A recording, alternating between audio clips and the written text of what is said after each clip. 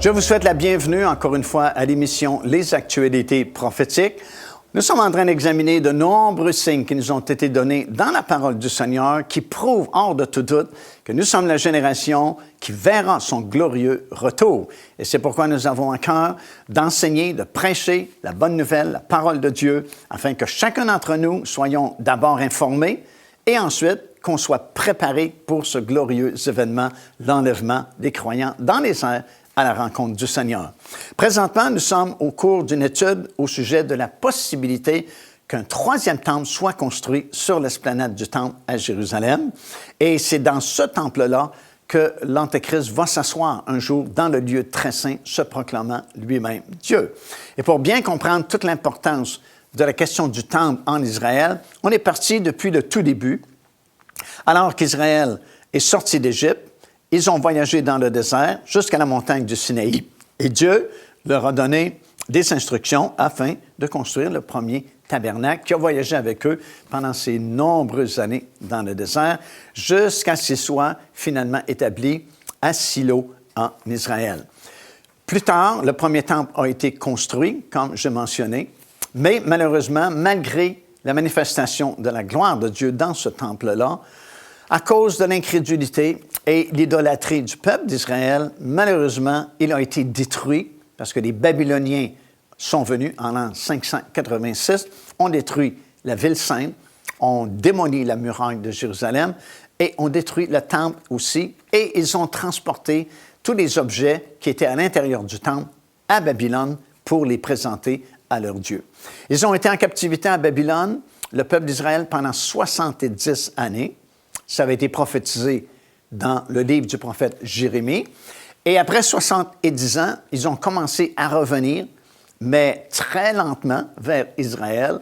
Et le roi de Perse, à ce moment-là, avait donné l'autorisation à Néhémie et Esdras aussi de rebâtir la ville de Jérusalem, rebâtir la muraille et bâtir à nouveau le temple au même endroit où était situé le premier temple. Bien sûr, nous apprenons par les Écritures que ce deuxième temple était beaucoup plus modeste et que les gens qui avaient vu le premier temple, après avoir vu la construction ou la restauration de ce deuxième temple-là, disaient « Oh, ce n'est pas comme le premier temple. Le premier temple était beaucoup plus splendide et ainsi de suite. » Mais d'un autre côté, la Bible déclare que la gloire de ce deuxième temple-là sera plus grande que la gloire du premier temple, parce que, évidemment, le Seigneur Jésus-Christ, c'est dans ce deuxième temple-là qu'il va faire son ministère, qu'il va prêcher la parole de Dieu, qu'il va venir visiter ce temple-là. Ce deuxième temple-là sera souillé ou profané par l'ancien roi syrien du nom de Antiochus Épiphanès, qui va venir et va s'emparer de Jérusalem, va prendre possession du temple à Jérusalem, et va vraiment profaner le sanctuaire, va même offrir un porc sur l'autel en sacrifice, va établir une idole dans le lieu très saint à Zeus, qui est d'une divinité grecque, et vraiment, ils vont sombrer Israël dans un état très difficile, dans l'idolâtrie, contrôlée justement par cet homme-là, ce roi-là de la Syrie, jusqu'à ce que les Maccabées se lèvent et prennent autorité sur Antiochus Épiphanès et le chassent et reprennent possession du temple. Et comme j'ai déjà expliqué, il y a certains miracles que Dieu va opérer en faveur d'Israël à ce moment-là, comme ce fameux chandelier et ce flacon d'huile qu'on a retrouvé dans le temple, qui pouvait permettre aux Israéliens de faire briller le chandelier, mais pour une seule journée, parce que c'était une toute petite réserve d'huile d'olive qu'on avait retrouvée. Mais le chandelier a brûlé pendant 8 jours, et c'est pour ça que vous retrouvez aujourd'hui des chandeliers à 8 branches, plutôt que 7 branches, en souvenir de ces 8 journées-là, où miraculeusement, le chandelier est resté allumé. Et plus que ça, c'est devenu une fête qui se célèbre encore de nos jours en Israël et un peu partout dans le monde, là où il y a des Juifs, qui s'appelle la fête des Lumières ou la fête de la dédicace, dont Jésus a célébré lui-même, tel que nous le lisons dans l'Évangile de Luc, le 10e chapitre. Ça dit qu'il était monté à Jérusalem pour célébrer la fête de la dédicace, parce qu'on avait fait la dédicace de ce temple-là qui avait été purifié après cette profanation par Antiochus Épiphanès. Finalement, ce deuxième temple-là sera détruit également, cette fois-là par les Romains, en l'an 70. Et encore une fois, c'est un peu à cause de la négligence, l'idolâtrie puis l'incrédulité du peuple juif, la rébellion qu'il y a eu à ce moment-là. Et on a détruit ce deuxième temple-là, exactement la même journée, le 9 du mois de Av, comme le premier temple avait été détruit également le 9 du mois de Av, qui correspond à notre mois d'août, à la fin de l'été. Et c'est vraiment une mauvaise date pour Israël, ce 9 du mois de Av-là, parce que plusieurs choses terribles sont arrivées durant cette journée-là. Alors, le deuxième temple a été détruit, et depuis la destruction de ce deuxième temple-là, il n'y a eu jamais un autre temple qui a été construit sur l'esplanade du temple à Jérusalem. Joignez-vous à nous afin de célébrer le Seigneur et entendre le message de la parole de Dieu par l'évangéliste Mario Massicotte. Venez recevoir ce que Dieu a préparé pour vous. Visitez notre site web www.paindevie.org afin de connaître notre itinéraire. Après la destruction de ce deuxième temple-là par les Romains en l'an 70, comme j'ai mentionné, il n'y a jamais eu d'autre temple qui a été construit à cet endroit-là, mais il y a eu plusieurs tentatives quand même pour bâtir un autre temple sur l'esplanade du temple. Déjà à l'époque de l'empereur romain Hadrien, celui-ci a tenté d'établir une colonie romaine à Jérusalem et il a voulu bâtir un nouveau temple sur l'esplanade du temple, mais ça n'a pas fonctionné. Plusieurs années plus tard, d'autres tentatives ont été faites pour construire un temple sur l'esplanade, surtout à l'époque de Claudius Julien, qu'on a appelé Julien l'Apostat. Mais la construction qui avait quand même commencé, qui allait quand même bien, fut interrompue par un tremblement de terre qui a tout détruit. Alors, il y a eu d'autres tentatives également, mais ça n'a jamais fonctionné. Et finalement, en fin de compte, il n'y a jamais eu un autre temple qui a été construit sur l'esplanade du temple. Mais plus tard, sous l'époque arabe, on a saisi ce territoire-là et on a construit le fameux dôme du rocher, qui existe encore aujourd'hui sur l'esplanade du temple. Et on a construit la petite mosquée qui est située au sud du dôme du rocher, qu'on appelle la mosquée d'Al-Aqsa. La mosquée d'Al-Aqsa est une mosquée de prière, tandis que le dôme du rocher, c'est tout simplement un dôme qu'on a placé au-dessus du rocher, où on pense qu'Abraham a voulu offrir Isaac en sacrifice. Autrefois, lorsqu'on allait en Israël avec un groupe, on pouvait entrer à l'intérieur du dôme du rocher et regarder. Et tout ce qu'il y avait à l'intérieur, vraiment, c'est le sommet de ce rocher-là qu'on pouvait voir à l'époque. Mais aujourd'hui, il ne nous donne plus la possibilité d'entrer à l'intérieur du dôme du rocher. Cependant, au mois de juin 1967, la fameuse guerre des 6 jours a éclaté et le 7 juin, tout particulièrement, Israël a pris possession à nouveau de la vieille ville de Jérusalem, qu'on appelait à l'époque Jérusalem-Est. Et c'était vraiment quelque chose de particulier parce que, quand même, ça faisait pratiquement 2600 ans que la vieille ville de Jérusalem n'était plus sous le contrôle israélien. Parce que 2600 ans passés, c'est Nabuchodonosor, justement, qui s'était emparé de la ville. Ensuite, ce fut les Perses et les Mèdes. Ensuite, ce fut la Grèce. Ensuite, ce fut Rome. Et puis après Rome, tu as différentes nations qui se sont partagées la ville de Jérusalem, notamment l'Empire ottoman, qu'on appelle aujourd'hui la Turquie. Et en 1967, c'était la Jordanie qui contrôlait la vieille ville de Jérusalem. Puis la guerre des 6 jours a éclaté et Israël n'avait fait aucun plan vraiment pour regagner la vieille ville de Jérusalem parce que c'était comme mission impossible. Mais grâce à une bombe qui a éclaté au niveau de la porte des Lions, ça a permis aux soldats israéliens de pénétrer par la porte des Lions.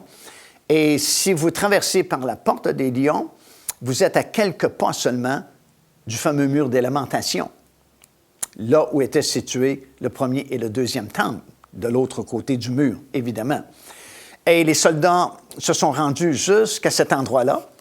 Et vous avez sûrement vu cette photo qui a fait le tour du monde à plusieurs reprises en 1967, où vous voyez Moshe Dayan, qui est le ministre de la Défense israélienne de l'époque, avec plusieurs soldats, dont M. Rabin, qui est à côté de lui. Ils ont enlevé leur casque, ont placé leur casque au niveau de leur cœur, sur leur poitrine, et ils regardent le mur de lamentation comme si c'était Dieu lui-même, parce qu'ils réalisaient quelque chose d'extraordinaire en cette journée-là. Pour la première fois depuis 2600 ans environ, Israël se rendait maître des lieux saints de la vieille ville de Jérusalem. Et c'était l'euphorie parmi le peuple, parce que là, on pensait que, wow, c'est terminé, on va détruire le dôme du rocher, on va démolir la mosquée d'Al-Aqsa. D'ailleurs, on avait déjà hissé le drapeau israélien sur le dôme du rocher. Et puis, Moshe Dayan, je ne sais pas, il a probablement ressenti qu'on allait trop vite et trop rapidement, et que si on touchait au dôme du rocher ou à la mosquée d'Al-Aqsa en voulant détruire ces bâtiments-là, ce serait une guerre mondiale qui éclaterait instantanément et qui serait encore pire que la guerre des 6 jours qu'il traversait. Alors, ce qu'il a fait, c'est qu'il s'est rendu avec les autorités arabes dans la petite mosquée d'Al-Aqsa, située au sud du dôme du rocher. Et il y a une négociation qui a été commencée entre Israël et la police arabe qu'on appelle le Waqf, qui est l'autorité religieuse arabe, qui contrôlait l'esplanade du Temple jusqu'en 1967. Et finalement, ils se sont entendus pour que le Waqf puisse continuer à avoir la juridiction religieuse sur l'esplanade du Temple. Et à cause de cela, au tout début, c'était quand même bien, mais les années ont passé et le Waqf est devenu de plus en plus exigeant, de plus en plus difficile à comprendre et à obéir, si bien qu'aujourd'hui, c'est rendu très difficile, c'est une région très difficile parce que ces dernières années, le Waqf a interdit toute fouille archéologique autour de l'esplanade du Temple, parce qu'évidemment, ils ne veulent surtout pas qu'on trouve des preuves évidentes qu'il y avait un premier et un deuxième temple à cet endroit-là. On ne veut surtout pas qu'on puisse découvrir l'Arche de l'Alliance, par exemple, parce que ce serait une grande motivation pour construire très rapidement un futur temple. Alors, on a interdit toute fouille archéologique autour du temple.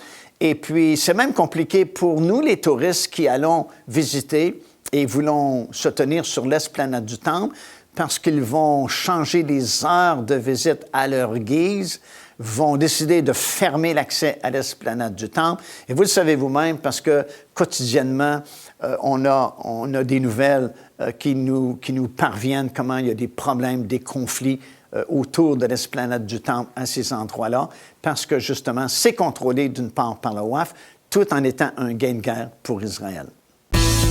Procurez-vous cet enseignement disponible dès maintenant sur notre site web au www.paindevie.org. En visitant notre boutique web, vous pourrez commander ou même télécharger les enseignements.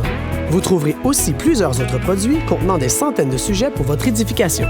Alors, même si par un gain de guerre, Israël a regagné ce territoire-là, a regagné la vieille ville de Jérusalem, et tout l'espace autour et sur l'esplanade du Temple, c'est le Waqf qui contrôle, qui a juridiction sur l'esplanade du Temple, et c'est de plus en plus compliqué, comme je mentionnais, de faire des fouilles archéologiques dans la région.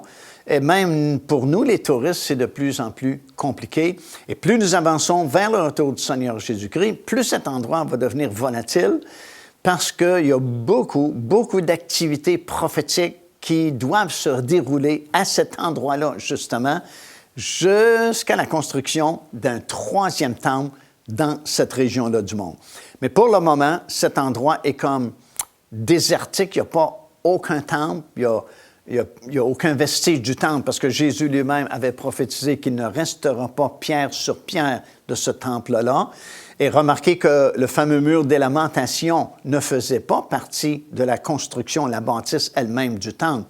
Mais le mur des lamentations, c'est tout simplement un des murs de l'esplanade du temple qui avait été construite à l'époque, mais ne faisait pas partie du temple lui-même. Parce que du temple lui-même, il ne reste absolument rien telles que les paroles avaient été données dans les Écritures. En fait, la situation actuelle concernant le temple à Jérusalem, elle a été décrite dans le livre des Lamentations, dans le 2e chapitre, dans les versets 6 et 7. Écoutez bien ces paroles. Ça décrit pas mal la situation actuelle, la situation du temple à Jérusalem. Ça dit, le Seigneur a dévasté sa tente comme un jardin. Il a détruit le lieu de son assemblée. L'Éternel a fait oublier en Sion les fêtes et les sabbats, et dans sa violente colère, il a rejeté le roi et le sacrificateur. Ni un ni l'autre n'existe aujourd'hui. Le Seigneur a dédaigné son autel et repoussé son sanctuaire.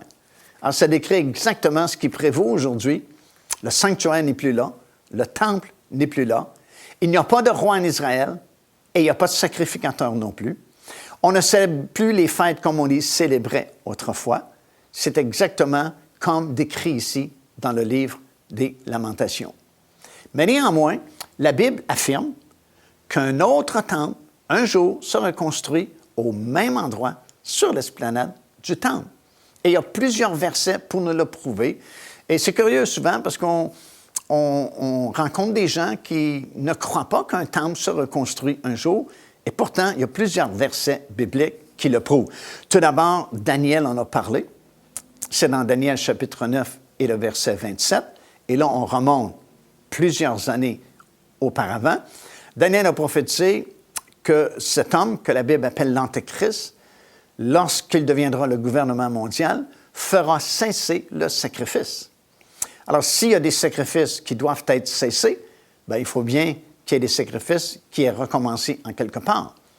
Et s'il y a des sacrifices qui ont été recommencés en quelque part, c'est parce qu'il y a un temple qui a été construit. Parce que s'il n'y a pas de temple, il n'y a pas de sacrifices non plus qui sont offerts. Actuellement, nous sommes dans une longue période où il n'y a pas de temple en Israël. Conséquemment, il n'y a plus de sacrifices qui sont offerts en Israël au temple parce que ça n'existe plus. Deuxièmement, dans l'épître de Paul aux Thessaloniciens, dans la 2e épître aux Thessaloniciens, dans le 2e chapitre et au verset 4, Paul va expliquer concernant justement cet homme, l'Antéchrist, il va s'asseoir dans le lieu très saint du temple. Et puis, pour que l'Antéchrist s'assoie dans le lieu très saint du temple, bien, il faut bien qu'il y ait un temple. Et puis le dernier temple, comme on a mentionné, a été détruit en l'an 70 par les Romains. Et même s'il y a eu plusieurs tentatives de construction d'un autre temple, ça n'a jamais fonctionné. Et encore aujourd'hui, au moment où on fait l'enregistrement de cette émission de télévision, il n'y a pas de temple sur l'esplanade du temple à Jérusalem. Pourtant, la Bible affirme qu'un jour, cet homme va se pointer, la Bible l'appelle l'Antéchrist, et il va s'asseoir dans le lieu très saint du temple. Or, il faut bien qu'en quelque part, un prochain temple soit construit. Dans Matthieu chapitre 24 et le verset 15 également, Jésus va confirmer ce que Daniel avait déjà dit concernant l'image de l'Antéchrist qui va être placée dans le lieu très saint et le faux prophète qui va demander aux habitants du monde entier d'adorer l'image de la bête qu'eux-mêmes se sont faits sur leurs appareils technologiques. Bien, il faut bien qu'il y ait un temple pour que l'image de celui qui a été assassiné, mais qui vit quand même, soit placée dans le lieu très saint du temple. Donc, Jésus confirme ce que Daniel a déjà déclaré. En fait, un temple va être construit dans les derniers jours et l'Antéchrist va faire cesser le sacrifice perpétuel à un certain moment donné au cours des 7 dernières années de tribulation. Et également, ce qui est fort intéressant, c'est dans l'Apocalypse, le 11e chapitre, les 2 premiers versets, alors que l'ange apparaît à Jean, qui est toujours sur l'île de Patmos et qui reçoit ces grandes révélations de la fin, il lui demande d'aller mesurer le temple à Jérusalem. Et comme on sait, le livre de l'Apocalypse a été écrit vers l'an 95 ou 96 de notre époque. Donc, ça fait depuis l'an 70 qu'il n'y avait pas de temple quand l'ange dit à Jean « va mesurer le temple ». Ça faisait déjà 26 ans qu'il n'y avait plus de temple sur l'esplanade du temple. Donc, il s'agit d'un futur temple. Pour que Jean puisse mesurer un temple, il faut qu'il y ait un temple qui existe. Alors, il y aura un temple, puis même Jean reçoit l'information de l'ange qui lui apparaît de ne pas se donner la peine de mesurer le parvis extérieur parce qu'il sera laissé aux nations qui vont le fouler à leurs pieds pendant 3 ans et demi, les dernières 3 années et demie de cette année de tribulation. Et si, encore une fois, vous vous placez sur le sommet de la montagne des Oliviers et vous considérez que le temple était construit face à la porte dorée, devinez où se trouve le parvis extérieur? Sur votre gauche. Et c'est là exactement où se trouve le dôme du rocher, qui, selon la prophétie, va être laissé aux nations pour la dernière partie de cette année de tribulation. Ici l'évangéliste Mario Massicotte qui vous invite à vous inscrire à notre lettre de nouvelles électronique. Et pour ce faire, il suffit de visiter notre site web au www.paindevie.org et tout en haut à la droite de votre écran, vous allez voir cet onglet sur lequel vous cliquez et vous vous inscrivez tout simplement. Ça vous permettra de recevoir des nouvelles du ministère de Pain de Vie et en même temps recevoir le bon enseignement de la parole de Dieu. Faites-le donc aujourd'hui même. Alors, nous savons, par la parole de Dieu, qu'un jour, bientôt, un 3e temple sera construit sur l'esplanade du temple et que l'Antéchrist va profaner ce temple-là, tout comme Antiochus Épiphanès avait fait il y a plusieurs années passées à l'occasion du 2e temple. Et ce 3e temple qui sera construit sera le théâtre d'événements vraiment très importants qui se produiront depuis le début de cette année de tribulation, ou presque, mais surtout dans la dernière partie de cette période-là, où l'Antéchrist s'emparera littéralement des lieux saints à Jérusalem, divisera même la ville de Jérusalem en 2, et puis il est possible que durant cette période-là, ce temple juif existe juste à côté du dôme du rocher et que les 2 constructions soient là pour cette période-là des tribulations. Et lorsqu'au milieu de ces 7 années, il y aura la profanation de ce temple-là.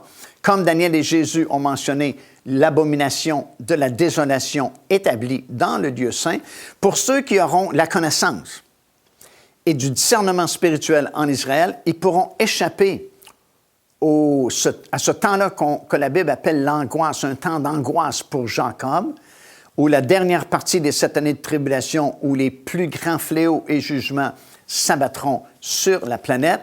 Ils auront l'occasion d'échapper à ça en fuyant dans un endroit, dans le sud de la Jordanie, dans le territoire d'Édom, dans une ville qu'on croit être Pétra, parce qu'elle correspond bien à la description que nous retrouvons dans la parole du Seigneur. Et ils pourront échapper ainsi à ces 3 années et demie de tourments vraiment qui auront lieu dans le pays d'Israël à ce moment-là. Et au moment où nous faisons ces émissions de télévision, nous savons que tout est absolument prêt pour la construction de ce 3e temple-là. Parce que déjà, depuis plusieurs années, il y a plusieurs organisations en Israël qui se sont données comme mission de fabriquer tous les vases, les ustensiles et même les vêtements des sacrificateurs pour être capable de meubler un futur temple qui sera construit un jour. Et parmi toutes ces organisations-là qui existent en Israël, les 2 principales sont les fidèles du temple et l'Institut du temple de Jérusalem. Les fidèles du temple, c'est une organisation qui a été fondée par Goshen Salomon, qui en 1967 faisait partie de l'armée israélienne à l'occasion de la guerre des 6 jours, et il a été laissé comme mort sur le champ de bataille sur les hauteurs du Golan, dans le nord d'Israël. Et puis lorsque les infirmiers de l'armée israélienne sont venus récupérer les cadavres qui gisaient par terre sur les hauteurs du Golan, ils se sont rendus compte que M. Salomon vivait encore, qu'il n'était pas totalement mort. Il était blessé, mais il n'était pas mort. Alors, ils l'ont relevé, puis l'ont conduit à l'hôpital, et il était dans le coma, et il est resté dans le coma pendant très longtemps. Et lorsqu'il est revenu à lui, il a dit que pendant qu'il était dans le coma, il a reçu des instructions de Dieu de préparer tous les ustensiles, tous les vases sacrés, tous les vêtements sacerdotaux en prévision de meubler un futur temple qui doit être construit bientôt sur l'esplanade du temple. Alors, ça a donné naissance à cette organisation qu'on appelle les Fidèles du Temple. Et si vous vous souvenez, ce sont eux qui, il y a quelque temps, déjà, avait transporté une énorme pierre tout près de l'esplanade du temple en disant, voilà la première pierre symbolique de la construction d'un troisième temple sur l'esplanade du temple. Et à l'époque, ça avait dégénéré dans une émeute et plusieurs personnes avaient été blessées. Ben, c'est cette organisation-là qui avait fait ce coup-là à cette époque-là pour sensibiliser les gens à cette construction qui doit commencer bientôt pour construire un troisième temple.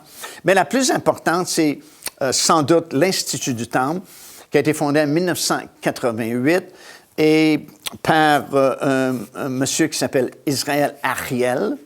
Et c'était dans le même but de fabriquer, de construire tout ce qui allait autrefois dans le temple en prévision de meubler un futur temple qui doit être construit bientôt.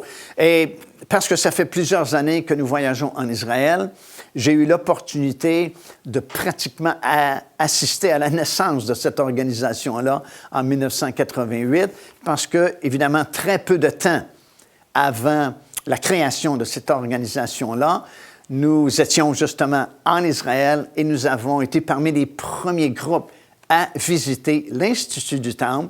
C'était tout petit à l'époque. Ils ne faisaient que commencer à fabriquer des choses. Mais aujourd'hui, ils ont absolument tout fabriqué. Tout a été construit. Et si on pouvait commencer la construction d'un temple demain matin, dans très peu de temps, on pourrait le construire. Mais non seulement le construire, on pourrait le meubler de A à Z.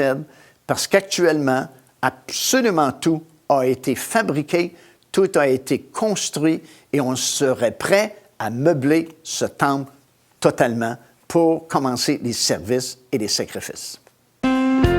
Car Dieu a tant aimé le monde qu'il a donné son Fils unique, afin que quiconque croit en lui ne périsse point, mais qu'il ait la vie éternelle. Téléchargez gratuitement l'enseignement « Le salut, c'est quoi ?» en visitant notre site web www.paindevie.org et recevez la grâce merveilleuse que Dieu vous offre. Alors, comme vous pouvez le constater, nous sommes rendus très proches du retour du Seigneur Jésus-Christ, parce que si on parle déjà de la construction d'un temple et qu'on est prêt à le meubler totalement, c'est que vraiment le retour du Seigneur est très proche. Alors, soyons prêts. Si vous ne connaissez pas ces choses, nous pouvons vous aider, communiquer avec nous, et c'est avec une grande joie qu'on pourra communiquer en retour avec vous et vous conduire à la connaissance du Seigneur Jésus-Christ.